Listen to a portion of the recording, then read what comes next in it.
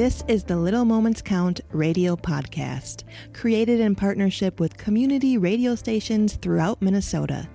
Each episode, you'll hear interviews with early childhood experts on how to support the important brain development that takes place in the first 1,000 days of life, just through little moments every day. Learn more at littlemomentscount.org/podcast. It's a good day to be Indigenous. Get up, stand up. They are going to become more brutal. Couldn't cut, hitting cut again. Because all the hippies were trying to be Indians anyway. They're going to become more repressive because it's a matter of dollars and their illusionary concepts of power. Hey, Victor. We must live in balance with the earth. And also with recent happenings at Wounded Knee. I am awake. Welcome to Native Roots Radio presents I'm Awake, and I'm your host, Wakanja Hade. Hey, Kadagi to all my friends and relatives in four directions. You are listening to Native Roots Radio presents I'm Awake, and I'm your host, Robert Pilot, and we discuss local, national, and Native news and events. And as you know, Ogama, you know this, Native issues are human issues, and human issues are Native issues. I didn't know if you wanted me to finish it. Hey, Ogama, what do we got up next here? Up next, we are going to hear from Little Moments Count. We're going to have Barb Fabre, Shakira Bradshaw, Sandy Simar, and Jenny Moses on. And they're going to be talking about the Great Start for All Minnesota Children Task Force. And again, this is brought to you in partnership with Little Moments Count. We're really excited to be collaborating with this statewide collective on helping parents and caregivers learn about the importance of brain development in the first 3 years of life. You know, it's good to see you again, Barb, and it looks like you got a whole gaggle of friends here that I want to talk about some good stuff here that you guys are doing. And Barb, I want to introduce you, and then I want you to introduce our guests and take it from there, if you don't mind. But Barb Fabre is the CEO of Indigenous Visioning and All Nations Rise. She is an enrolled member of the White Earth Ojibwe Nation in Northwest Minnesota and is where she resides. They have internet up there, huh? Oh, just kidding. She's a proud mother of 3 grown children and a grandmother to 5 beautiful grandchildren. Barb has been a lifelong child advocate and has had the honor of working with many amazing people over the years that has guided her to be the person she is today. And I have to say, we're so excited to have you, Barb, on again, and take it away. Let's see, unmute. There you go. And then let's get a little test there. How you doing, Barb? Oh, no, now I can't hear you. Darn. We're going to have to maybe come back and leave. Might be the recipe to do that. Leave and come back. Hey, so why don't I go down the list here? And Sandy, do you mind taking over for Barb for a second there and maybe introducing yourself? Certainly. So I'm an educator with Head Start and Early Head Start at Families First in Minnesota in Rochester. And I have over 30 years of experience in early care and education field, including focusing on the priorities of health and welfare, children with disabilities, and services for children experiencing homelessness. Cool. And Jenny, do you mind introducing yourself too?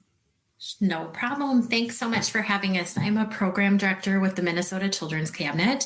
My areas of work focus on childcare and early education, educational opportunity, and then housing stability for children, youth, and families. I am previously an early childhood special educator myself and worked at the Minnesota Department of Education before working with the Children's Cabinet.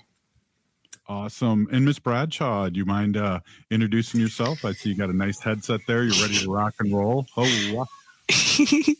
I am. I've got kiddos, so they're in the background. The headset is the safest way to not hear them.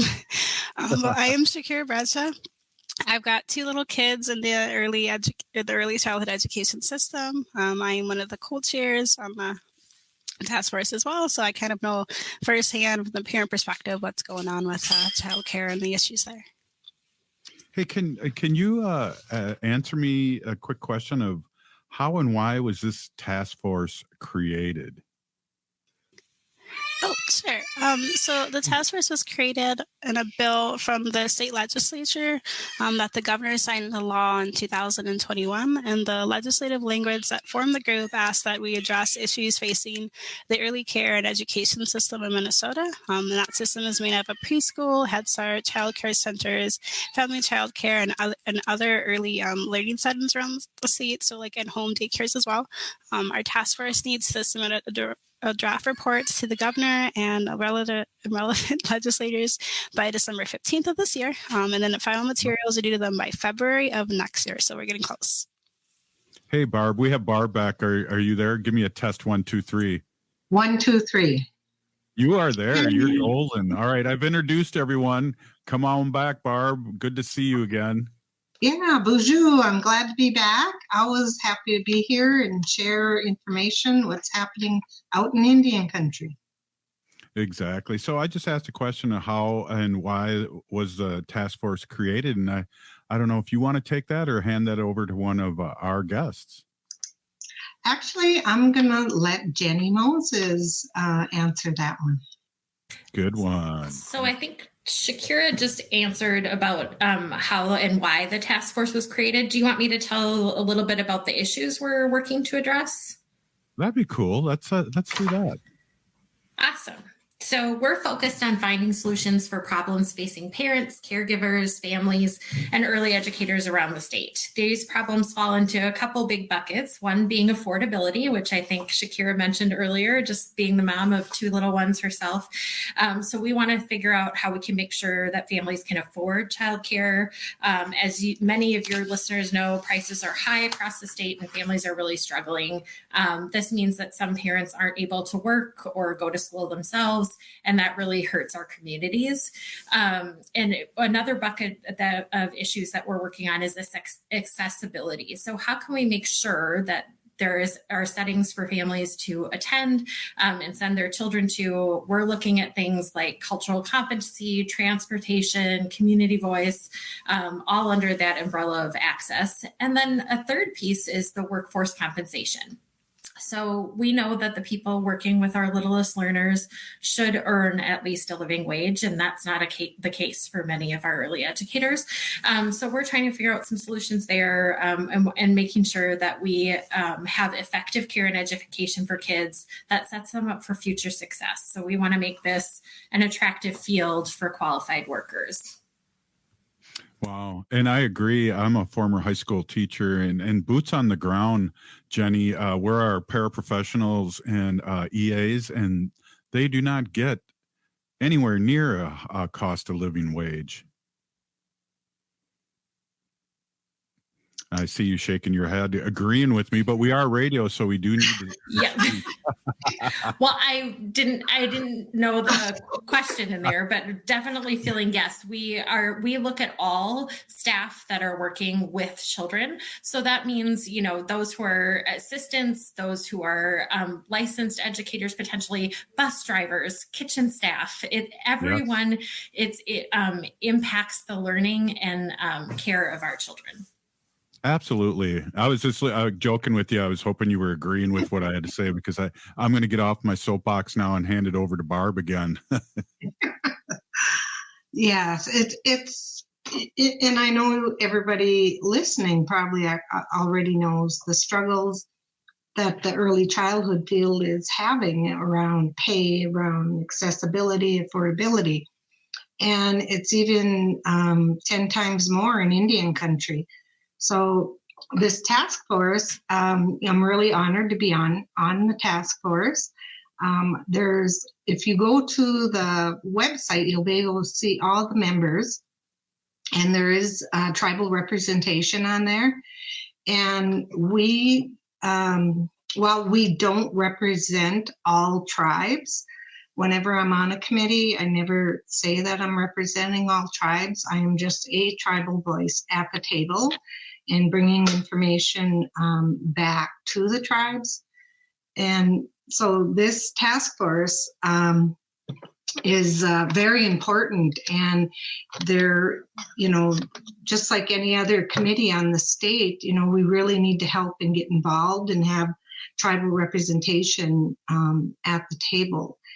So I think what I'm going to do now is maybe ask Sandy a quick question. So Sandy, how would you say that communities across Minnesota are represented on the task force? Well, Barb, it's an honor to have you part of the task force too. It really is. So communities, we know that all communities of the state are affected by state policies, and tribal communities are affected by state policies too. And we really need to have all the representatives have a seat at the table when decisions are made. And we also know that families and communities need access to affordable, quality early care and education options offered in culturally competent ways. And we're really, we're very aware that tribal governments also play a part of the early care and education system in Minnesota. Tribal governments can license child care providers. 8 of the tribal governments in Minnesota offer Head Start programs. And tribal governments may also be responsible for determining eligibility for the Child Care Assistance Program in Minnesota. So representation is important for communities to have a say in recommendations, and we know our work could affect communities across the state, including tribal communities. And I know when they set up the membership of the task force that they were very aware and sensitive to making sure that all parts of the state and different groups would be represented on this task force. Wow, that's awesome, Barb. Really awesome. We got about a minute left here, and maybe you can just touch real quick, Barb, on how important it is, and we'll come back after this commercial break, but how important it is to have our Indigenous people and BIPOC people involved in this. It's critical because, we're all, we all have children. Our children have the same needs. It doesn't matter the color of their skin or where they're located. Early childhood and childcare are critical everywhere. That's awesome. Any other, we got less than a minute here. Ms. Bradshaw, how do you feel? You have little ones. It's so important to have representation. Don't you agree? I definitely agree. You want to make sure that everybody's voice is heard. There's so many different perspectives, and there's so many different lived experiences for people across Minnesota, and the different delivery systems for the different providers. So it's really important that everybody's voice is heard, because the only way that everybody's going to get what they want is if they're all at the table. Absolutely. We talk about the table and bringing up the folding chair all the time on this show. Hey, this episode of Native Roots Radio is presented in partnership with Little Moments, and we're going to take a quick break here and come back with these true leaders of our community. This is Native Roots Radio presents I'm Awake. Welcome back to Native Roots Radio presents I'm Awake, and this is Robert Pilot. Hey, y'all. This episode of Native Roots Radio is presented in partnership with Little Moments Count. And, we're doing a show on the great start for the All Minnesota Children Task Force. And I have Barb Fabre here with some really cool people here. And we're just having a little conversation about, what's happening with this task force and how important it is. Barb, I want to hand it back over to you here real quick, and we'll do some more round-robin questions. Sure. So, and I'd encourage the listeners to go to the great, geez, I can't even say, Great Start for Minnesota Children Task Force website, and to learn more, and especially maybe in states where they don't have something like this, and you want to bring it to your state and create something like this, because it's really important to bring advocates together, and there's parents on there, there's stakeholders on there. So it isn't just a lot of state people per se, but it's community members. And so this was created for community members and are for communities. And so community members are encouraged to check it out and check out the website, attend the meetings, the monthly meetings. Let's see, and just listen, and you can raise your hand, you can ask a question, you can offer some suggestions. So we'd love to hear from you. Yeah, that's a great point. We got people all over the country listening to the show, and get in touch with you guys, and especially get your own task force going, because as you said, it's very important. Task force is where it all starts. Mm-hmm. Yes, because it's made up community members and policymakers, and even legislators are on a lot of the state committees. So your voice is important and heard on these, and you can bring situations that affect your family and your community. So Jenny, what would you say that how tribes could learn more about the task force, other than what I just said? Sure. Well, there's a few ways, and you mentioned some of them already, Barb. We have a task force website, which holds all of our meeting minutes, all of our materials. So you can look at those recommendations that we brought forward. And so you can, one easy way to find that is just Googling the Great Start for All Minnesota Children Task Force. Or we also have a Minnesota Children's Cabinet website that you can link to the task force. You did mention we have just a couple meetings left in the calendar. So we have one on next Tuesday, December 13th at 6 p.m.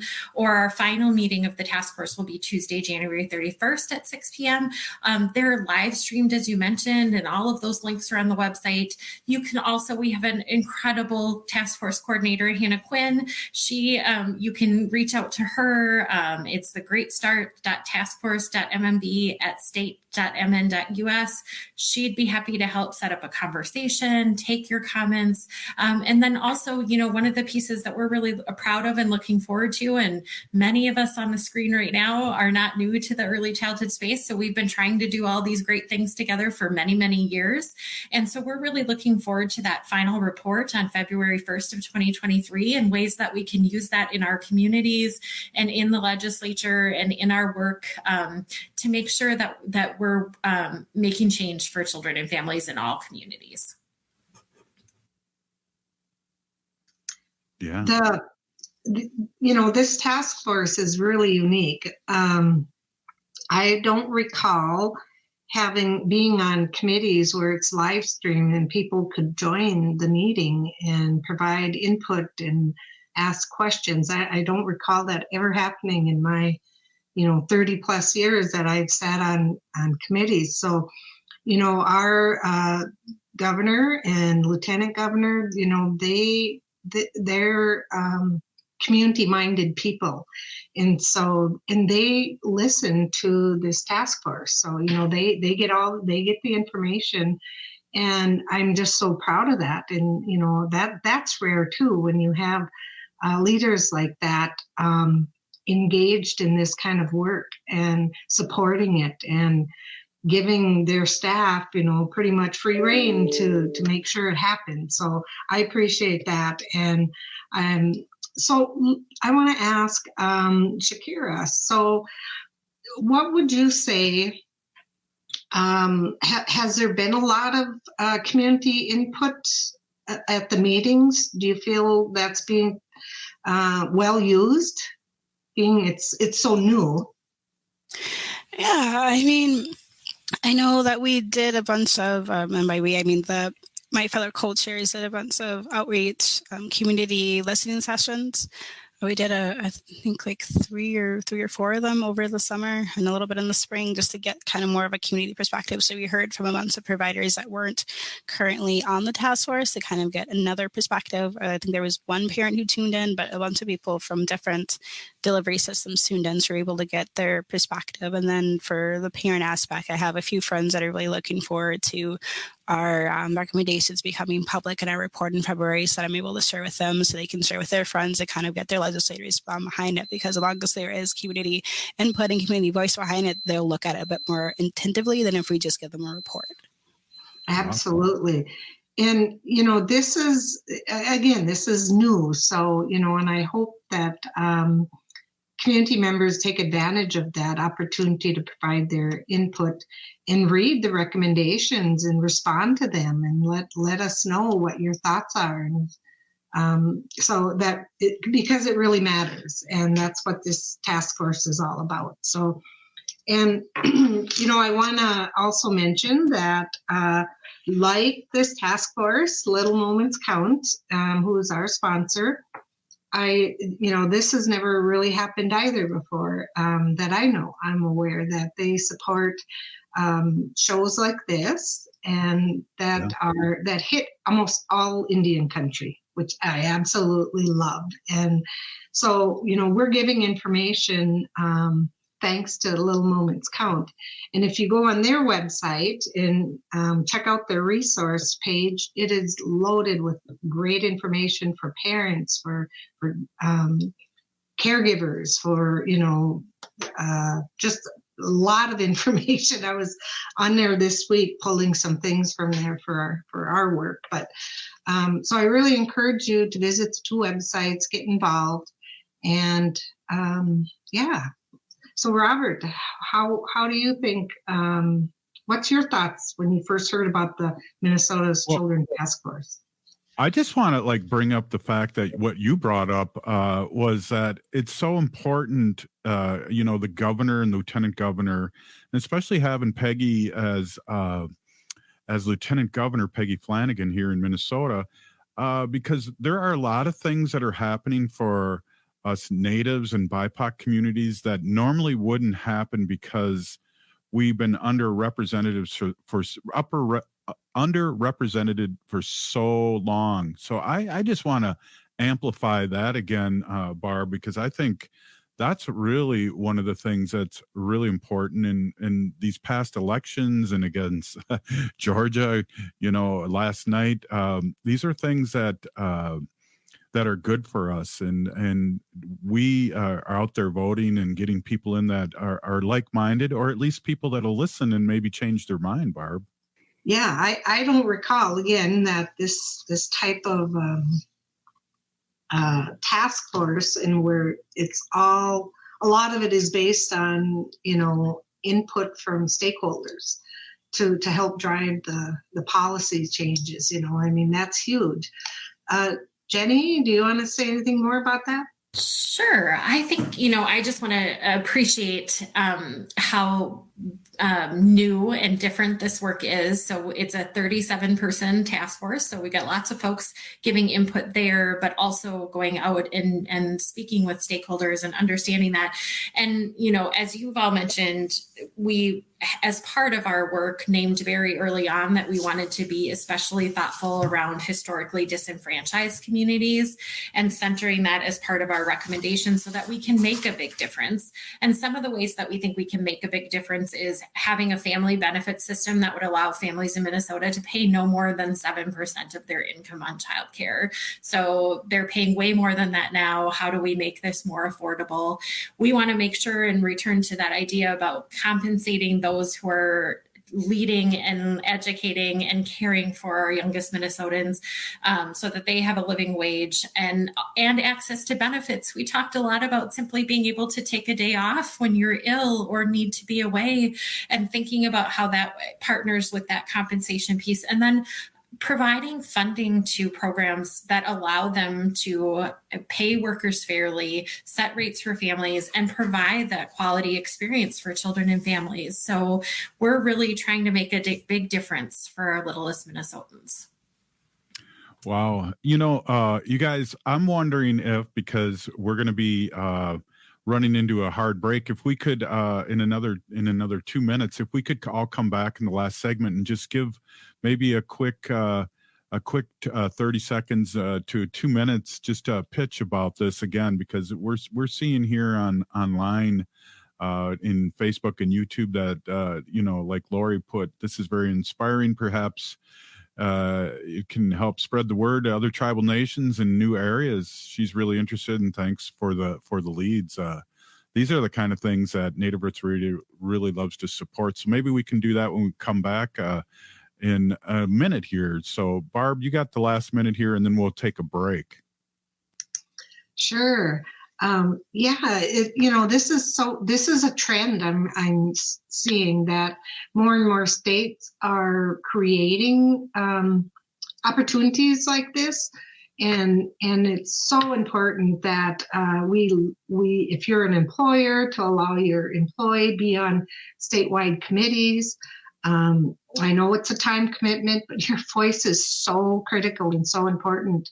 And so please, think about getting on your statewide committees. Your voice is heard. They want you there, and it's powerful and impactful. Great way to take the break. So hopefully everyone can stay on just one more quick segment and speak their truth. And so we'll take a quick break, and we'll be right back. This is Native Roots Radio presents I'm Awake. This is Leonard Peltier. I am in Coleman 1 U.S. Penitentiary, and I'm listening to Native Roots Radio. And we're back to Native Roots Radio presents I'm Awake, and this is Robert Pilot. Hey, this portion is brought to you by Hauling for Wolves, protecting wolves for future generations. Oh, that was lame, you guys. There's 5 of us. Are you ready? Protecting wolves for future generations. Forgot to take my mute button off. Happens all the time. Hey, this episode of Native Roots Radio is presented in partnership with Little Moments Count, and I'm here with Barb, and Barb's with Indigenous Visioning, and we have these cool guests on here. Barb, I just would like maybe you could have our guests go a round robin here and just speak their truth, and then maybe end up just how we can get more information. So yeah, just if you want to learn more, go to the website. You can see the meeting minutes. You can look at the slides, look at the notes. So get caught up and attend the last 2 meetings. So Jenny, can I get you to maybe say a few recommendations or thoughts or whatever you want to say about the task force? Absolutely. Barb's known me a long time. I thank my grandma for this young looking face, but I've been working in early childhood for a very, very long time. And just want to express gratitude here to being able to enjoy this opportunity with all of you so that we can reach more Minnesotans. I think that is something that I also feel really passionate about in this work, is that we are connecting with those, and Shakira mentioned it as well, that have lived experience, and really developing our recommendations to make sure that we can make a big difference for all Minnesotans. And I, just want to also say, this is a different way to do our work, and I've really enjoyed the opportunity to be able to dig in this very large task force and bring a lot of important voices to the table. And I feel really excited about the ways that we can move forward. So I'm just can't wait for that final report to come out and think about all the ways that we can have partnership to do good things for kids and families. So thank you for having us here. Yeah, thank you. And Barb, that's why don't we go with the teacher here? Have Sandy come in and speak her truth here at the end. Okay. Well, what I'm really excited about is that this task force has worked so hard and so thoughtfully, collecting information from all over the state. And if we're able to implement the task force recommendations, communities across the state, including tribal communities, would see some major changes in access and affordability to early care and education. We all know that our children are our future. And if these recommendations do end up being implemented, it is going to make a big difference, not only for the children and their access to care and continuity of care with teachers who stay with them because they're getting a livable wage, but also to families who won't have the huge burden of childcare expenses in order for them to pursue their work and education. So I'm just really thrilled about the future of Minnesota because of this task force recommendations. Wow, that's well said. And Shakira, any final thoughts here? It's kind of hard to come behind that. Thanks, Sandy. I guess I would just say just the importance of it across the state and across different communities. If we're able to do this, we can make it affordable for parents. We can make it so that they have a choice, and that choice isn't taken away from them, and where they get to send their child, if they get to send their child, and if they're able to go to the workforce or not. Like, we're able to make it so that it's affordable. Only 7% of your gross income would go towards childcare. The rest of it would be paid by other funding streams. Like, that would be detrimental. I mean, I can't even imagine not even paying only that much. And then on top of that, you have the thing with providers would be more consistently in their place. You wouldn't have a lot of changes. You wouldn't have children thinking that their provider leaving is their fault because the day before they had a bad day. Like, I've had that with my own son. He was like, oh, well, Miss blah, blah, blah, left. Well, it was because I was naughty that day. And it's like, no, it's not. They just don't get paid enough, and they should be paid a lot more. Everybody should be given a livable wage. And you think about all the things that these providers do for our children, it's just ridiculous that they don't already. So I'm really hoping that our recommendations are considered and that they're implemented so that things are affordable and so that they have a livable wage. Wow, Barb, a lot of really good guests today. Maybe a quick rundown. We got about 3 minutes left here, and just a quick rundown maybe of the website and how people can reach out all over Turtle Island and see what you guys are doing with this task force. That sounds so exciting. Check out the website. It's on the Minnesota Children's Cabinet website. It's the Great Start Children's Task Force. You can read about the task force, see the membership. You can listen to the virtual listening sessions. You can see all 3 years of the meetings. You can see what the priorities are. And you can see the PowerPoints and the notes that went with them.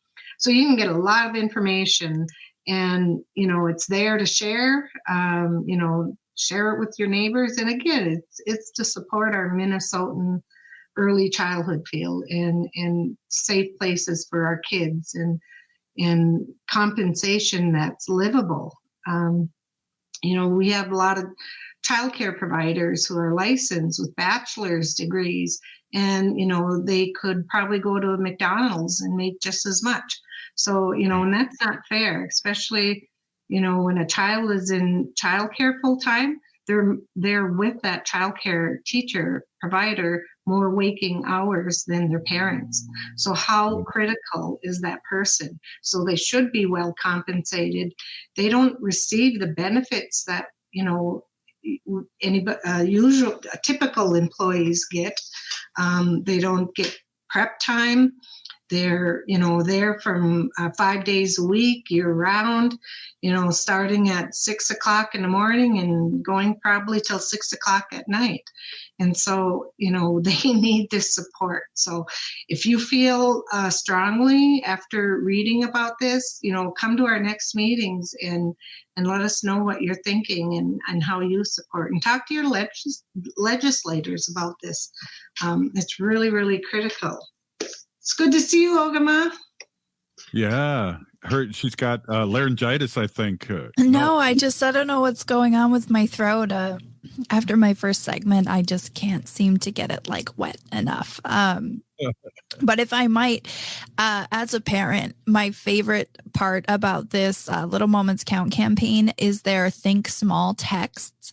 So if you text LMC for Little Moments Count to 70138, and then they'll ask you what your preferred language is. You can pick English, Spanish, or Somalian, and they will send you 3 texts a week with really great ideas on how to connect with your child, and they're all age specific. They'll ask you the birth date of your child so they know the age. And they now just switched over to be able to offer that in Dakota.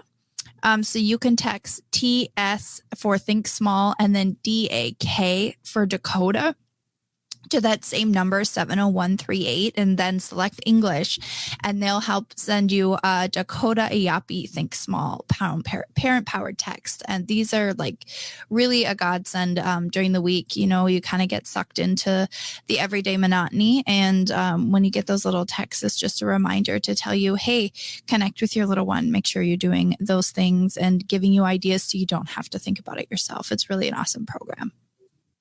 Wow, what a great way to end the show. Thank you so much, Ogama. I know that was painful. And I want to thank the guests and Barb for bringing their truth and what great work you all are doing with this task force. Again, thank you so much for stopping in, and I hope we can do this again real soon. You're listening to Native Roots Radio Presents I'm Awake, and we'll be seeing you tomorrow. Everyone give a wave. Ho! Free Leonard Peltier now.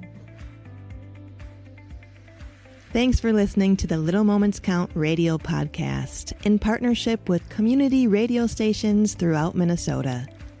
You can find the Little Moments Count radio podcast wherever you get your podcasts and at littlemomentscount.org/podcast.